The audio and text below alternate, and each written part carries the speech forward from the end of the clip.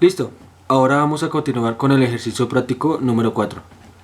En el siguiente circuito vemos una fuente de 100 voltios, la resistencia de 100 ohmios, la resistencia D de 50 ohmios, la resistencia B de 100 ohmios y la resistencia C de 100 ohmios.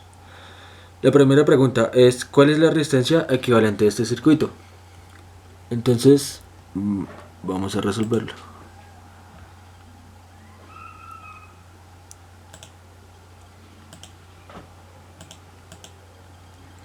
Como vemos, este es el primer circuito. Entonces la fuente y las resistencias con su respectivo nombre. Entonces R1, R2, R3 y R4. Bien, este circuito es mixto, lo que significa que es un circuito en serie y paralelo. Para calcular la resistencia total, tenemos que primero quitar estas dos resistencias. Estas dos resistencias, como están en paralelo y ambas son de 100 ohmios, solamente tomamos la mitad de una de ellas, quedando de este modo. Como vemos, R1 son 100 ohmios, R2 50 ohmios y R3 y R4 pasan a ser R5 de 50 ohmios. Bien, ahora estas dos resistencias están en serie. Cuando están en serie se suman, entonces 50 ohmios y 50 ohmios da como resultado 100 ohmios. Entonces queda R6 de 100 ohmios. Y por último, estas dos resistencias están en paralelo. Y como están del mismo valor, entonces se toma la mitad de una de ellas, quedando de esta manera.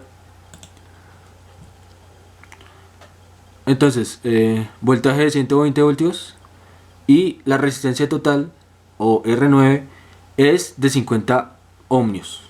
Entonces, la respuesta a la primera pregunta es: la resistencia total es igual a 50 ohmios.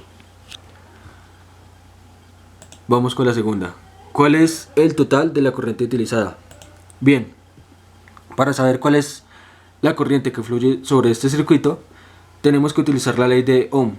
Y la ley de Ohm nos dice que corriente es igual a voltaje sobre resistencia. Entonces, 120 voltios más la resistencia total, que son 50 ohmios, da como resultado una corriente de 2.4 amperios. Esa sería la respuesta del segundo punto. Bien, ahora el tercer punto.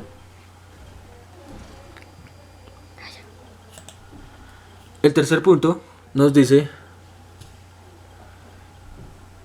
pide calcular el voltaje a través de cada sección, la sección A, B, C y D.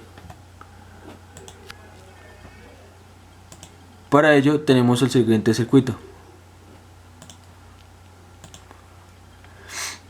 En el siguiente circuito tenemos los 120 voltios, la resistencia de 100 ohmios, la de 50 y las dos de 100.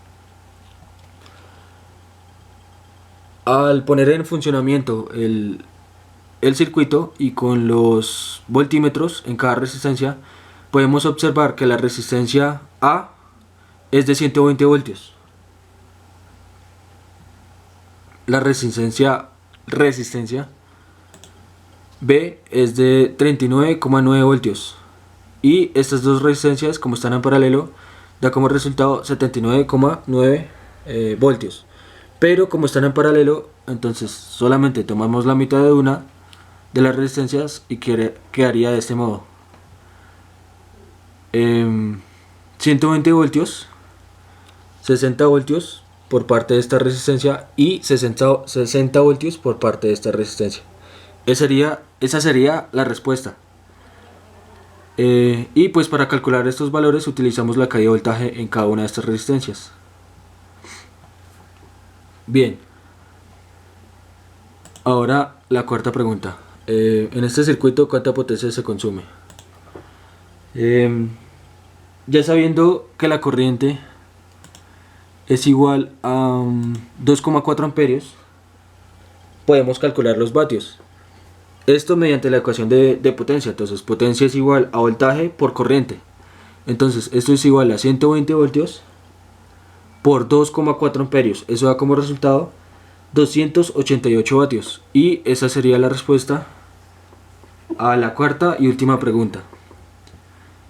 Eso es todo. Gracias y adiós.